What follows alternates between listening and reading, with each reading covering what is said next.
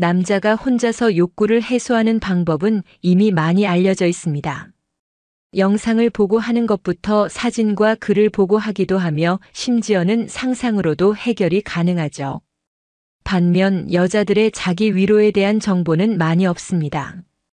여자는 어떤 것을 보고 무엇을 생각하며 또 일주일에 몇 번이나 어떻게 해결을 할까요?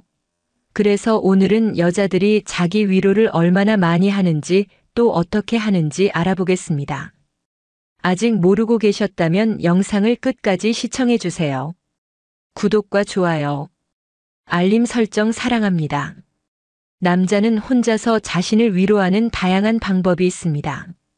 많은 사람들이 주로 하는 영상을 보고 손으로 하는 것부터 시작해서 자신이 좋아하는 여자의 사진을 보고 하기도 하며 자극적인 글을 보면서 하기도 합니다.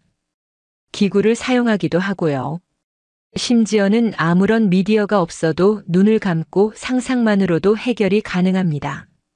반면 여자는 하기는 하는 것이며 한다면 어떤 것을 보고 누굴 생각하며 또 일주일에 몇 번이나 어떻게 해결하는지 남자들이라면 한 번쯤 궁금해 해보셨을 겁니다. 하지만 여자들은 자신들이 아는 자기 위로 행위를 부끄러워하고 숨기려고 합니다. 친한 사이에도 이런 말은 하지 않죠. 그렇다 보니 정확하게 알 수가 없습니다. 이와 관련해 터놓고 얘기하는 여성이 있다면 이상한 사람 취급을 받을 거예요. 오늘은 여자가 자신을 위로할 때 어떤 방식으로 어떻게 해결하는지 함께 알아보겠습니다. 먼저 얼마나 자주 하는지에 대해 알아보겠습니다. 글로벌 잭스토이 브랜드 우머나이저에서 12개국 성인 6,000명을 대상으로 실시한 남녀 간 자기 위로 횟수 격차에 대한 설문조사 결과를 발표했는데요. 한국 여성과 남성 간 자기 위로 횟수 격차가 전 세계적으로 가장 적다는 설문조사 결과가 나왔다고 합니다. 이 결과는 여성이 많이 해서 그런 것이 아니라 오히려 한국 남성이 다른 나라에 비해 적게 해서 그렇다고 해요.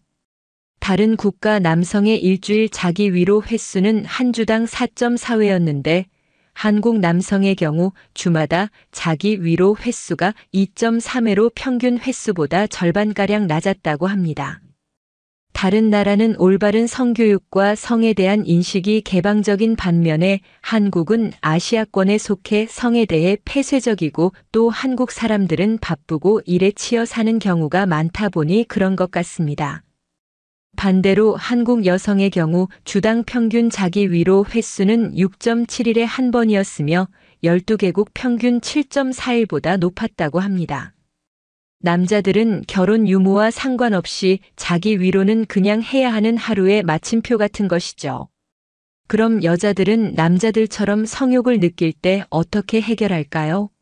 여자들도 남자들처럼 욕구가 강해서 동영상을 시청하고 자신이 좋아하는 연예인 등의 사진이나 글을 보며 혹은 상상으로 자기 위로를 할까요?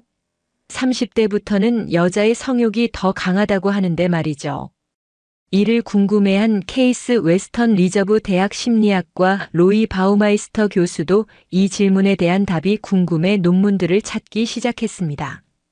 1965년부터 현재까지 모든 논문, 특히 남녀의 욕구 차이를 다룬 모든 논문을 정리를 했습니다. 첫 번째 연구에서는 성적 욕구를 얼마나 자주 느끼냐는 질문에 의식적으로 일주일에 서너 번 이상 욕구를 느낀다고 남성은 92%, 여성은 52%가 답했다고 합니다. 남성이 압도적으로 높지만 여성도 상당히 욕구가 높다는 걸 알 수 있습니다. 그러면 남자와 여자의 잠자리 생각에 빈도 차이가 있을까요? 욕구가 높으면 당연히 잠자리에 대해서 더 다양하고 많은 생각을 하겠죠. 이와 관련된 연구에 따르면 매일 잠자리 생각을 한다라는 항목의 남자는 50%, 여자는 20%가 긍정적으로 대답을 했다고 합니다. 즉, 무의식적으로 남자나 여자나 성적 욕구를 느끼는 것이죠. 또 다른 연구에서는 일일 평균 성적 충동 횟수가 남자는 5회 정도, 여자는 2회 정도로 남자가 더 많긴 하지만 여자도 성적 충동을 꽤 많이 느끼고 있었다는 결과가 나왔습니다. 그렇다면 여자들은 이와 같은 욕구를 느낄 때 어떻게 해결을 할까요? 욕구가 생길 때마다 남자와 잘 수도 없는 노릇입니다.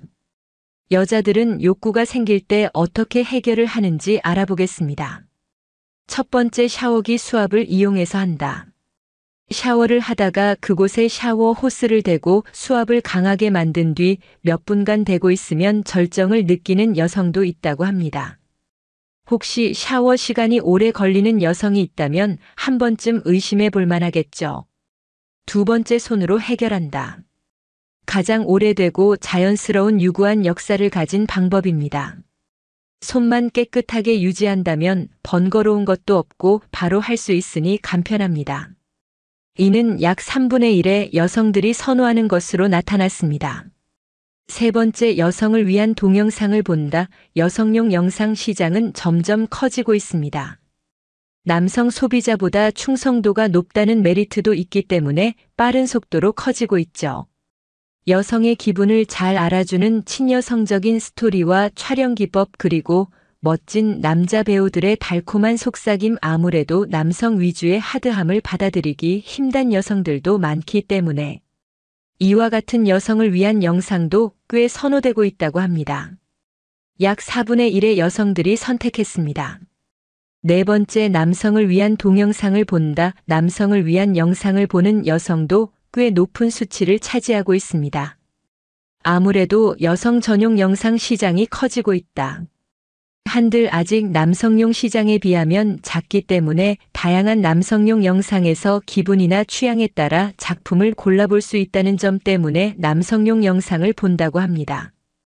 특히 격렬하게 하고 싶은 생각이 들 때는 이쪽을 더 선호한다는 라는 대답도 있었습니다.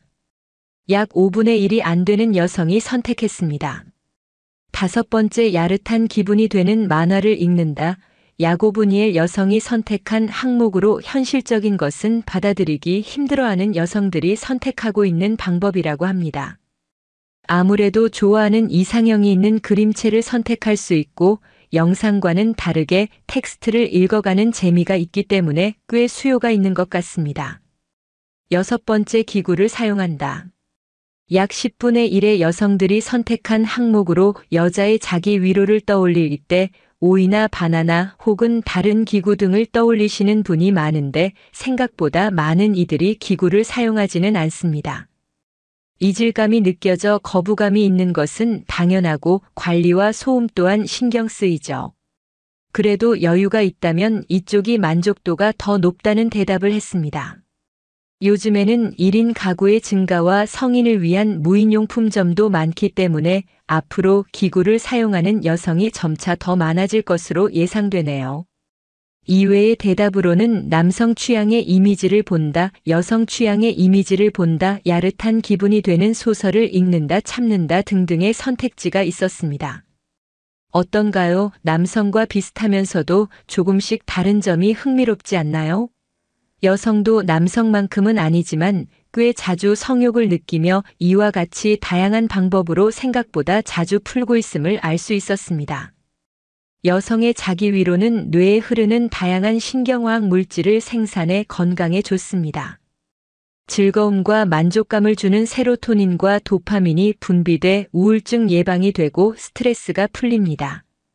그리고 엔도르핀과 옥시토신도 분비되어 친밀감과 애정의 감정 또한 느낄 수 있다고 합니다.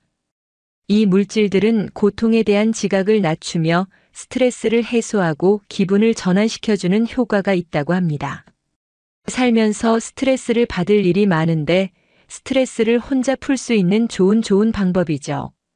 프로락틴이라는 수면과 연관된 호르몬의 분비를 도와 숙면을 취할 수도 있고요. 불면증 예방과 치료에도 도움이 되고 긍정적인 호르몬이 뿜어져 나오는 자기 위로 안 할 이유가 없겠죠. 자기 위로를 통해 오 선생을 못 만나도 너무 걱정하지 마세요. 아직 부끄럽고 창피하다는 감정과 자신의 몸에 대한 반응이 낯설고 익숙하지 않아서 그럴 수도 있습니다. 오늘은 여자들이 어떻게 얼마나 자주 욕구를 해결하는지에 대해서 알아봤습니다. 남성들과 비슷하면서도 조금씩 다르고 생각보다 많은 여성들이 욕구를 느끼고 다양한 방법들로 이미 해결하고 있었죠. 중년사랑위원회는 중년의 모든 사랑을 응원합니다. 구독과 좋아요, 알림 설정 잊지 않으셨죠? 시청해주셔서 감사합니다. 사랑하지 않는 남자와 결혼하는 여자의 심리. 사랑하지도 않는 사람과 결혼을 얼핏 생각해선 잘 이해되지 않는 고민일 수 있겠다. 평생 동반자로 함께 할 사람을 찾는데 사랑 이 없이 관계를 만들어간다는 것이 어불성설처럼 들리기 때문이다. 하지만 여성들이 흔히 이용하는 인터넷 게시판엔 사랑하지 않는 남자와의 결혼과 관련된 이슈가 심심치 않게 올라온다. 이 남자에게 그리 끌리지 않는데 결혼을 전제로 만나야 하나 말아야 하나 하는 고민 말이다. 실제로 선자리를 통해 배우자감을 만나는 여자들이 부닥치게 되는 흔한 고민 중 하나인 것 같다. 인위적으로 만들어진 몇 번의 만남을 통해 사랑이 싹튼다는 것이 어렵기도 하고 중매의 특성상 결혼 여부에 대해 빨리 결정을 내려줘야 되기 때문이다. 따라서 중매를 통한 만남은 상대방의 진면목을 알기 전에 흐지부지 끝나게 되지 쉽고 그게 아니라면 결혼을 향한 급행열차가 될 수도 있다. 첫눈에 상대에게 끌리고 상대도 내게 끌려 서로가 마음에 맞는 결혼을 하게 된다면 다행이지만 그런 경우는 드문 것 같다. 그래서 조건을 보고 배우자감을 만나는 중매의 특성상 스펙이 맞으니 만남을 지속하다 결혼을 결정하게 되는 경우가 꽤 있는 것 같다. 결국 결혼 결정을 위해 제일 중요한 것은 사랑이라는 세간의 상식이 통하지 않는 경우가 생기는 것이다. 어찌되었든 사랑이라는 제1조건을 버리고 사랑하지도 않는 남자와 결혼하는 여자의 심리는 무엇일까? 사랑에 죽고 살며 사랑의 순정을 바치던 그녀들은 어디에 갔는가? 대체 왜 단 한 번의 가슴 떨림도 생기지 않는 남자와 평생 함께 살겠다 결심하게 되는 걸까? 남성도 마찬가지이겠지만 여성은 나이가 들수록 더욱 더 결혼에 대한 압박을 받게 된다. 본인이 결혼에 아무리 초연하고 쿨하다 하더라도 왜 결혼 안 해? 결혼 언제 할 거야? 이 질문을 수백 번쯤 받다 보면 이 사회에서 결혼하지 않고 살아간다는 것이 얼마나 힘든지 실감하게 된다. 우리 사회는 평범하지 않은 것을 비정상으로 간주하고 소수에 속하는 그들을 이상하다 칭하며 압박을 가한다. 대다수를 따라가지 않는 삶에 관대하지 못한 것이다. 세상에는 미혼자, 기혼자, 비혼자, 싱글맘, 독신자 등 다양한 삶의 형태가 있다는 것을 인정하지 못하고 기혼자가 되지 않는 그들에게 무언가 문제가 있을 거라고 단정 짓는다. 우리들은 남의 삶에 대해 쉽게 말하지만 그 속에는 다수를 따르지 않는 소수자에 대한 폭력이 잠재해 있다. 이런 사회적 압박은 여성이 20대 후반 즈음 시작되어서 한 살씩 더 나이 들수록 심해진다. 이런 압박 속에서 29이 되면 여자 스스로 내적인 위기가 찾아온다. 30이 되면 30대가 되면 자기 삶이 피폐해지거나 총체적인 변화가 올 것이라는 위기감을 느끼게 되는 것이다. 사실 30대의 삶이 그리 크게 변하는 것은 없는데도 나쁜 남편 만나 맘고생하며 사는 기혼의 삶이나 이혼녀의 살보다는 지금이 더 나을 수 있는데도 아직까지 결혼하지 못한 나는 뭔가 부족하고 문제가 있는 게 아닌가 하는 자기 의심을 품기 시작한다. 그러면서 남자들은 어리고 예쁜 여자만 찾는다는 주변의 이야기에 불안해지기 시작한다. 나는 이제 더 이상 여자로서 매력적이지 않은 걸까? 이렇게 나이 들수록 형편없는 남자한테 도매가의 세일까지 해서 팔려가는 건 아닐까 두려움이 스멀스멀 올라온다. 영영 결혼 못하고 말년에 가족도 없이 쓸쓸하게 죽어가는 모습이 상상되기도 한다. 아, 끔찍하다. 역시 빨리 결혼해야 하는 걸까? 그렇게 임자 없는 문 여성들은 소수자를 용서 못하는 현실에 등 떠밀려 벼랑 끝에 선 기분으로 결혼정보회사에 가입하곤 한다. 가입비 수백만 원을 내고 소등급 매기듯 학벌, 직업, 연봉, 집안, 재산 등으로 자신의 가치를 매긴 후 남성들의 프로필을 받다 보면 자존감은 더 내려간다. 그래, 나 별로구나. 왜 좀 더 어릴 때 여우같이 좋은 남자 꿰차지 못했을까? 이런 나를 좋아해 줄 남자가 있을까? 중매쟁이는 기왕이면 사자 들어가는 직업으로 만나게 해주겠다며 수백만 원을 요구하고 결혼하면 몰지? 차? 병원? 해주실 수 있나요? 하며 노골적인 제안도 한다. 진열대의 상품이 되어 자신의 하자와 가치 없음을 몸으로 느끼고 보면 이제 누구든 나를 데려가 주기만 하면 고맙겠다 그런 생각까지 하게 된다. 정신적 가치인 사랑이 별로 낄 자리가 없는 것이다. 그렇게 여러 조건을 맞추어 한 번 만남에 수십만 원 내고 남자를 만나게 되면 세월이 더 흐르기 전에 어서 빨리 결혼해야 한다는 내적 압박과 결혼은 사랑보다 조건이다 세뇌시키는 사회적 압박에 혼란스러워지기 시작한다. 과연 뭘 기준으로 남편감을 골라야 하는 걸까? 죽고 못 살아 결혼했는데 무능력한 남편 때문에 바람 잘 날 없다 호소하는 결혼 선배 언니들의 조언은 더욱 더 여자를 흔든다. 남자 뭐 별거 있니? 살아보면 다 똑같아. 무엇보다 능력이야 능력. 살아보면 경제적으로 힘든 게 제일 힘들다 사랑. 사랑만 가지고는 못 살아. 그래서 남자가 조건이 괜찮으면 끌리지 않는데도 결혼을 고민하게 되는 것이다. 더욱이 남자가 자상하고 자신을 좋아해주며 결혼하자 조르면 정말 심각한 고민거리가 될 수 있는 거다. 이 남자와 살면 사랑받으면서 풍족하고 행복하게 살 것 같기는 한데 이런 남자 앞으로 만나기 힘들 것 같은데 단 하나 부족한 게 끌림. 놓치면 후회하지 않을까? 살다 보면 사랑이 생길까? 이런 고민 말이다.